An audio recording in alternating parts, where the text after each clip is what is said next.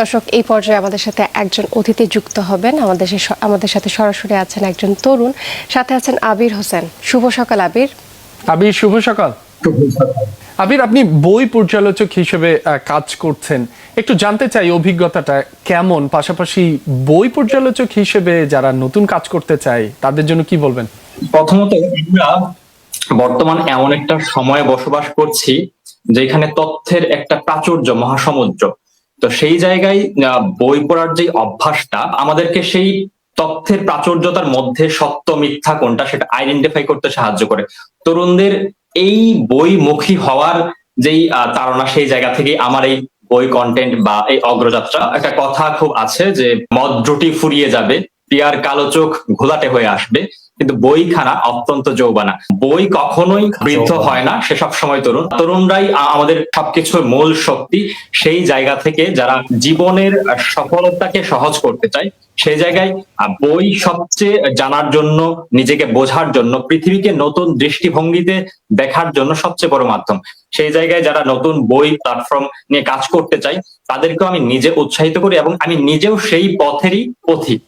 তো আমাদের বর্তমান সময়ে সবচেয়ে বড় সমস্যা হচ্ছে মনোযোগ ধরে রাখার যে সমস্যা। কোন একটা জিনিসের কারণে স্ক্রলিং করতে করতে আমাদের একটা অভ্যাস এমন হয়ে দাঁড়িয়েছে যে কোন একটা নির্দিষ্ট বিষয়ে ফোকাস করাটা হয়ে ওঠে না। সেই জায়গায় তরুণরা যদি বইমুখী হয়, সেটা তাদের মনোযোগ বৃদ্ধিতে যেমন সাহায্য করবে, তাদের আত্মবিশ্বাস বৃদ্ধিতে সাহায্য করবে, তাদের ভাষাগত বিষয়, শব্দচয়ন, যোগাযোগ, এমনকি তাদের ভবিষ্যৎ গঠনেও ব্যাপক ভূমিকা রাখবে বলে আমি মনে করি। আবির, এটা তো বললেন হচ্ছে কিভাবে আসলে বই পড়লে আসলে এটার ফলাফলটা কি হয় সেটা একটু জানতে চাই।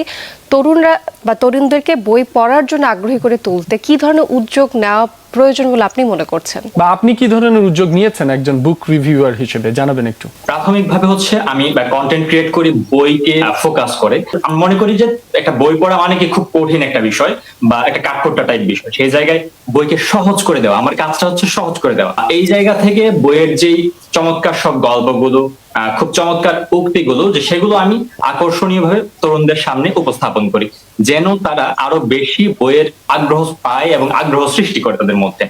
তো পাশাপাশি ভ্রমণের মধ্যেও আমি একটা ভ্রমণের মধ্যে গিয়ে বই থেকে নেওয়া শিক্ষা, সেটাকে তার জীবনের সঙ্গে কানেক্ট করে দিই। আবার পাশাপাশি বিভিন্ন বইয়ের প্রতিযোগিতা, বই উপহার, কিংবা বই পড়ার চ্যালেঞ্জ, একটা সাপ্তাহিক চ্যালেঞ্জ হতে পারে, এইরকম উদ্যোগ আমার ব্যক্তিগতভাবে নিয়ে থাকি।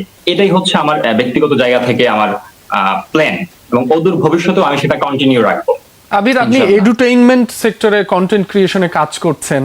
আমরা সচরাচর দেখে থাকি যে অনেক ভাইরালের যে একটি ঝোঁক রয়েছে, ঠিক সে জায়গা থেকে আপনি এডুকেশন সেক্টর নিয়ে কাজ করছেন কন্টেন্ট ক্রিয়েশনে।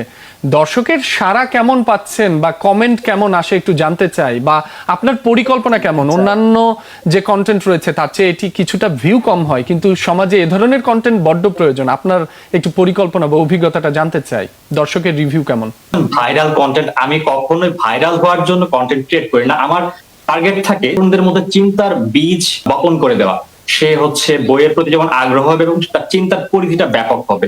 তো সেই জায়গায় ভিউ ভালো আসে মাঝে মধ্যে, সেই জায়গাটা হচ্ছে তারতম্যটা ডিফেন্ড করে। আমার ক্ষেত্রে আমি মনে করি আস্তে আস্তে, আমি যখন 2 বছর আগে আমি প্ল্যাটফর্মে কাজ করতাম তখন যে সাড়া ছিল, বর্তমানে এই সাড়াটা আরো দ্বিগুণ তিনগুণ হারে হচ্ছে বাড়ছে। তো আমি এই বই রিভিউ বা হচ্ছে কন্টেন্ট ক্রিয়েশনের জগতে, বিশেষ করে বই কেন্দ্রিক, যেটা শিক্ষামূলক, সমাজকে এবং তরুণদেরকে অনেক বেশি এগিয়ে নিতে সাহায্য করবে, সেটা নিয়ে আমি ভীষণ আশাবাদী।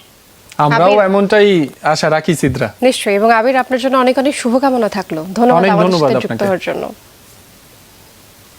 দর্শক, সময় হচ্ছে আরেকটি বিরতির। ফিরছে একটু পর, সাথেই থাকুন।